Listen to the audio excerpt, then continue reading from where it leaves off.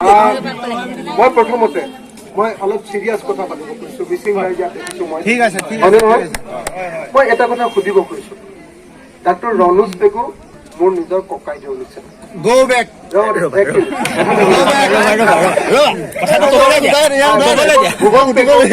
মোৰ নিজৰ বন্ধু একেলগতে আমি কটন কলেজত পঢ়িছিলো একেলগতে আমি পঢ়িছিলো এতিয়া আগতে মই যেতিয়া ৰণোজ পেগুৰ লগত আছিলো ভুৱন পেগুৰ লগত আছিলো সদায় কোৱা শুনিছিলো যে মিচিংসকলৰ মুক্তি পাবৰ কাৰণে একমাত্ৰ ৰাস্তাটো হ'ল শিক্ষিত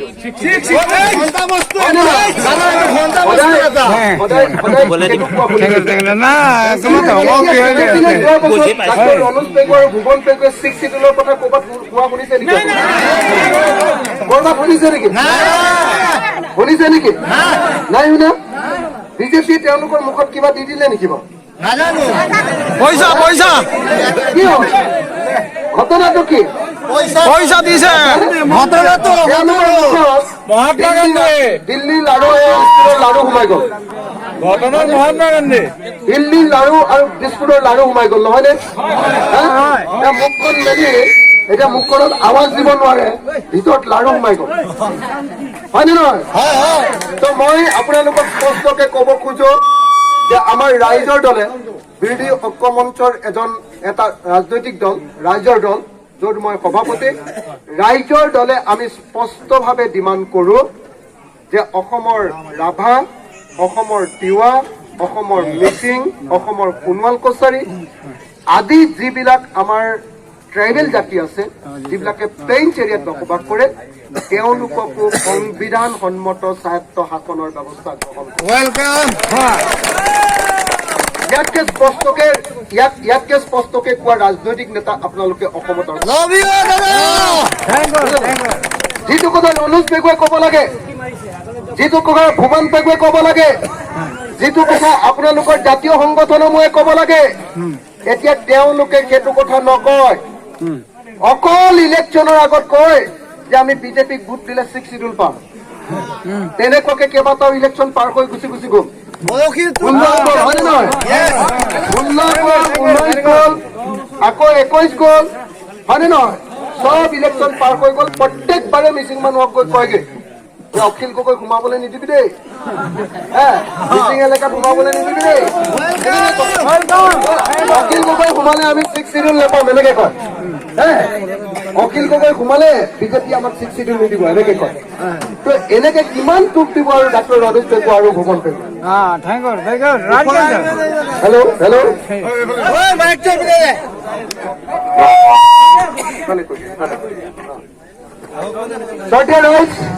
দাদা আমি কাৰ নামানো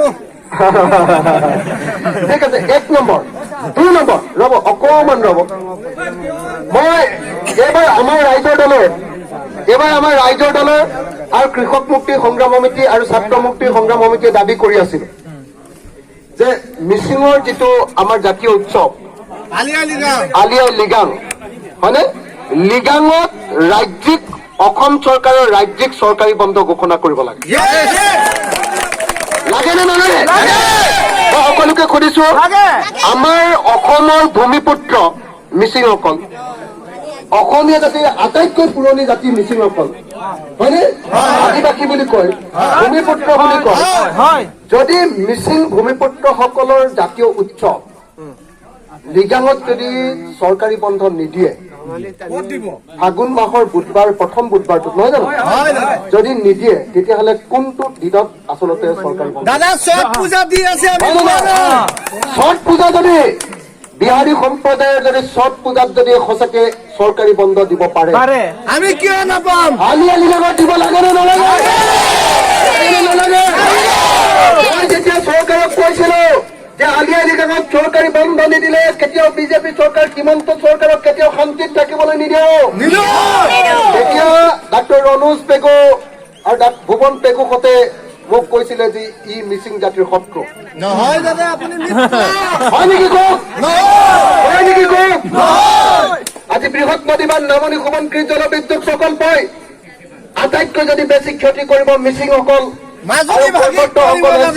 হয়নে নহয়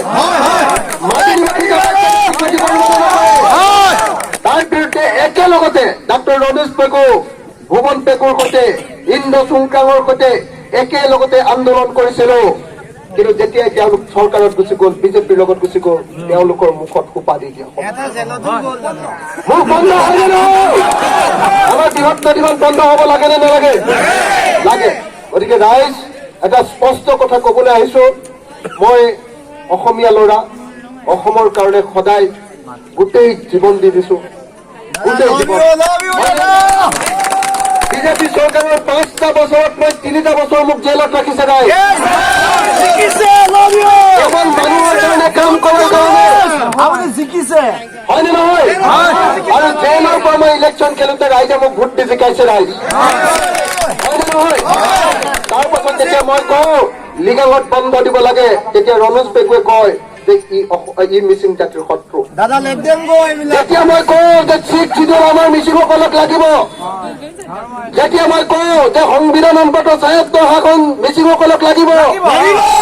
এতিয়া বিজেপিলৈ যোৱাৰ কাৰণে আজি ডাক্তৰ ৰমেশ পেগু আৰু ভুৱন পেগুৰ মাত পুৰা বন্ধ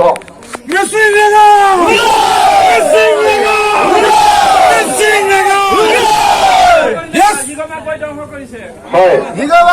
আৰু এতিয়াতো একদম আমাৰ কাউন্সিলখনতো ইগৰ মাতবৰ হয়নে নহয় একদম ইগৰ মাতবৰ কাউন্সিল হয়নে নহয় ইগৰ মাতবৰ যি লুটিছে তাৰ বাহিৰেতো ৰাইজে একো পোৱা নাই পাইছে নেকি ৰাইজেতো একো পোৱা নাই হয়নে নহয় বলিউডত নেপোটিজম আমাৰ পৰিষদতো নেপোটিজম একদম একদম হয়নে নহয়